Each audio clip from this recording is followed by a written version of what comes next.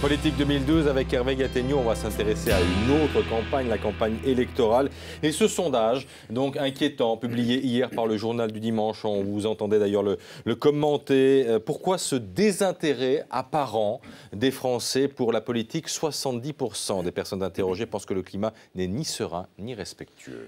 Écoutez, les électeurs ne sont pas passionnés parce qu'en réalité, les candidats ne sont pas très passionnants. On a vu en fin de semaine le ton se durcir entre les deux favoris, mais en quelque sorte, c'est un trop-plein d'agressivité qui cache mal le vide de la campagne et du débat.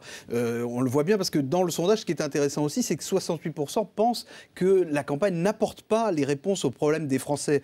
En fait, c'est une impression qui pèse depuis des mois, au fond, mais qui s'est accélérée depuis à peu près une semaine, 10 jours. Au départ, on avait attribué cette impression à la crise, puis ensuite à l'attentisme de François Hollande, puis au fait que Nicolas Sarkozy n'entrait toujours pas en campagne. Bon, à l'arrivée, on a le sentiment que les propositions des candidats ne répondent pas aux attentes des Français, ou alors qu'ils pensent que de toute façon, ces propositions ne seront pas appliquées. Mais pourtant, on a beaucoup parlé de la taxe pour les plus riches, de François Hollande. Nicolas Sarkozy a lancé des idées sur l'école, sur la justice. On ne peut pas dire qu'il n'y a pas de débat, si ?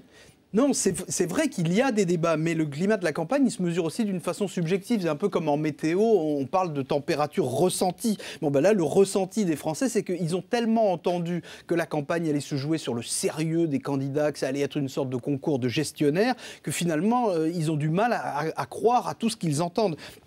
Quand on voit que Nicolas Sarkozy lance 3 idées par semaine, il passe d'un sujet à un autre, aucune de ces idées n'a le temps d'infuser en profondeur. C'est peut-être d'ailleurs ce qu'il veut. François Hollande, lui, il a fait 60 propositions, mais finalement, c'est la 61e qu'on retient, c'est-à-dire cette fameuse taxe sur les très riches, qui ne rapportera presque rien. Et puis François Bayrou, lui, par exemple, il dit que pour relancer l'économie, ce qui manque, c'est de la stratégie. Donc lui, il promet qu'il en a une, mais on ne sait pas exactement laquelle. Alors quant à Marine Le Pen et Jean-Luc Mélenchon, eux, on voit bien qu'ils expriment une colère, mais au fond, personne ne pense qu'ils pourraient demain s'installer à l'Élysée. D'un mot, Hervé, il y a d'autres candidats qu'on entend moins. Est-ce que ce n'est pas aussi la focalisation sur les favoris qui rend la campagne, disons, ennuyeuse? Disons, ça a toujours été le cas, c'est toujours un peu comme ça. La vérité, c'est que les électeurs, ils comprennent assez vite qui pourrait gouverner et qui ne pourrait pas. Donc c'est ce critère-là, et non pas le jeu des médias, qui fait qu'on voit 2 candidats principaux, François Hollande et Nicolas Sarkozy, plus que les autres, mais ce sont 2 candidats qui n'enthousiasment même pas leurs propres électeurs. Le résultat, c'est que la tendance au vote utile renforce l'impression d'une campagne inutile. Il est probable que ça ne va pas s'arrêter d'ici le premier tour. Le showbiz.